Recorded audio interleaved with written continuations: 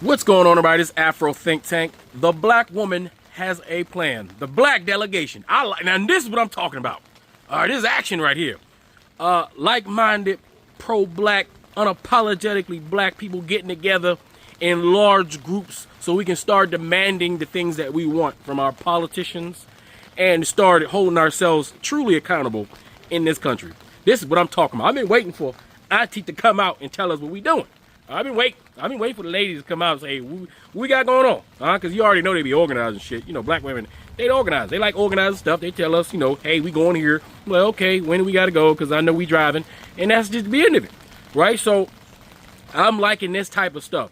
It's not enough just to complain, right? It's not enough to complain. We got to complain, right? But then we have to start solving our own problems. We have to start solving the problem that they create for us.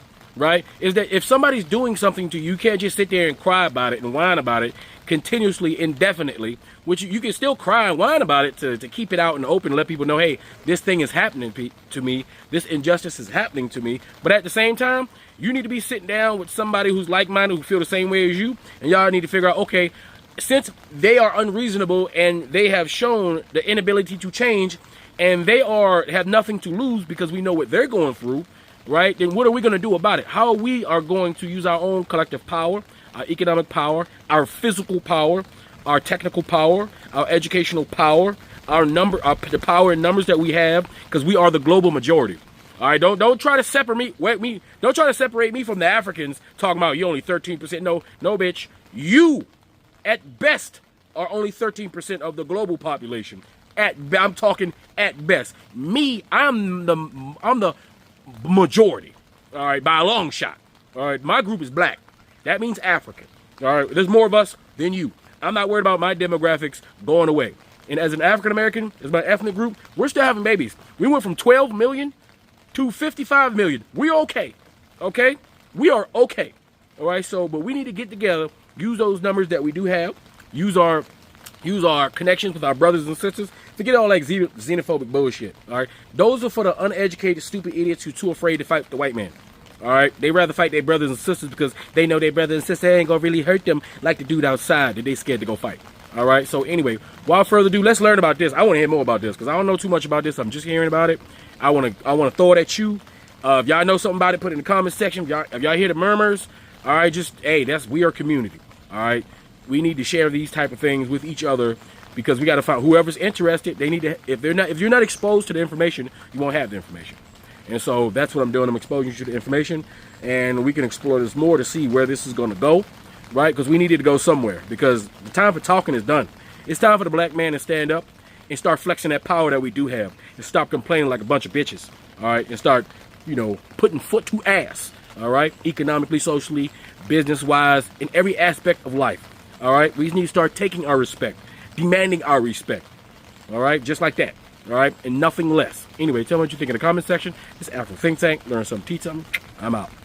The Black Delegation. Please share this post with everybody black. If you have an issue with being associated with the word black or the black culture, and you take offense to that more than the violence against the black community, then please keep scrolling because this is not for you. If you're still here, let me break down the delegation process. The National Black Action Convention is set for June 2027 in Chicago. And to legally have a convention, we must follow a formal delegation process, which requires we have verifiable community-selected representation. Delegates will not be appointed by celebrities, not handed out by organizations, and not assigned by politicians. All delegates will be voted in by the people. In every participating state across the country, we will identify 2 to 5 counties where the black population has a significant majority. Within each of those selected counties, the local community will hold a delegate election. 3 delegates will be chosen by the people who live there to represent them at the convention. For example, let's take the state of Mississippi, one of the highest black population concentrations in the entire nation. In Hinds County, home to Jackson, the community would gather and vote for 3 delegates to represent them in Chicago. The same process takes place in other counties. Mississippi will have 5 counties, so that means 15 delegates from Mississippi will represent Mississippi at the National Convention. This is how every state will participate. We also recognize that the future of Black America also needs a seat at the table. Therefore, all HBCUs across this nation will each be granted 1 student representative who will serve as a full delegate at the National Convention in Chicago, because their voice, their generation, and their vision are not optional. They are essential for our success. Now, you will not see the Congressional Black Caucus at this convention. You will not see the NAACP sitting on our committees or holding delegate seats. This is not personal. This is us learning from our history. Both of these institutions have demonstrated a loyalty to the Democratic Party that supersedes their loyalty to the Black community. The National Black Political Convention held in Gary, Indiana in '72 was one of the most powerful gatherings of Black political unity until the Democratic Party loyalists worked to pull it apart from the inside. That convention never reached its full potential because the agenda of the Democratic Party took precedent over the agenda of our people. We will not repeat that mistake. I love you, Black man. I love you, Black woman. Knowledge is power. Power to the people. If you don't believe in your people and our ability to unite, keep swiping. Help get this message out there by sharing this post. Today, we're launching the official website for the National Black Action Convention, where you can read the proposed platform. You will also be able to read through our delegation process. And there is a form to fill out if you would like to volunteer to help. We will ratify a national legislative agenda at the convention, but we need a starting point, so I wrote one. I'm also launching today the official NBAC Discord. The Discord is the place where we will be able to give you the most up-to-date information. And most importantly, it's a place where we'd like to hear from you. We want to hear your policy ideas on healthcare, housing, land ownership, the justice system, education, economics, financial literacy, technology, environmental protection, and reparations. Grifters of any kind will be banned from this Discord. Don't try me, I am not the one. Do not come on that Discord trying to sell or scam your people. This is about sharing knowledge and positive energy as we build a lasting infrastructure for our community. Now I want to share an excerpt from one of my favorite Malcolm X speeches, The Ballot or the Bullet. Although I'm still a Muslim, I'm not here tonight to discuss my religion. I'm not here to try and change your religion.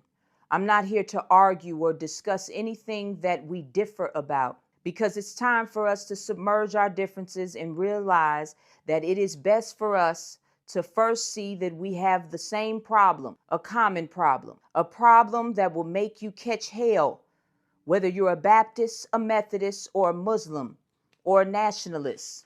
All of us have suffered here in this country political oppression at the hands of the white man. Economic exploitation at the hands of a white man, the social degradation at the hands of the white man.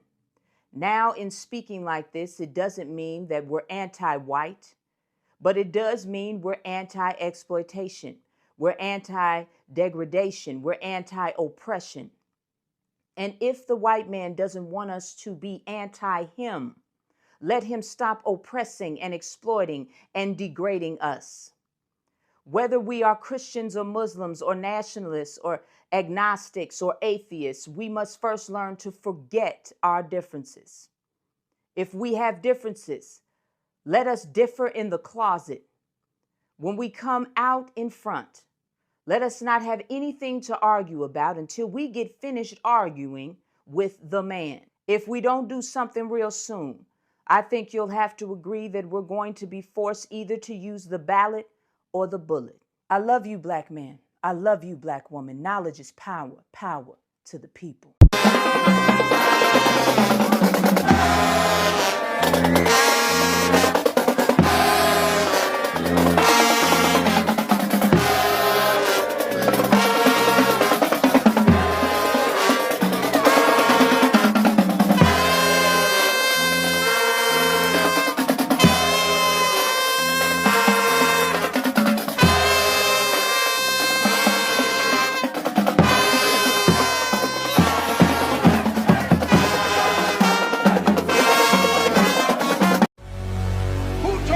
hate the texture of your hair? Who taught you to hate the shape of your nose? Who taught you to hate the color of your skin to such an extent that you bleach? Who taught you to hate yourself from the top of your head to the soles of your feet? Before you come asking Mr. Muhammad, does he teach hate? You should ask yourself, who taught you to hate being what God gave you?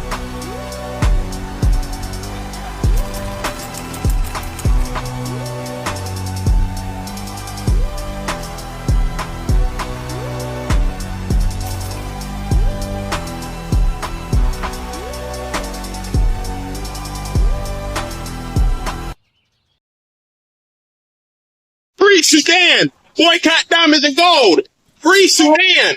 Boycott diamonds and gold! We most definitely cannot forget about the people of Sudan! Thanks for watching Afro Think Tank. Don't forget to like, share, and subscribe. And follow me on Substack and Patreon for more content. Remember, it's Pan-Africanism or nothing.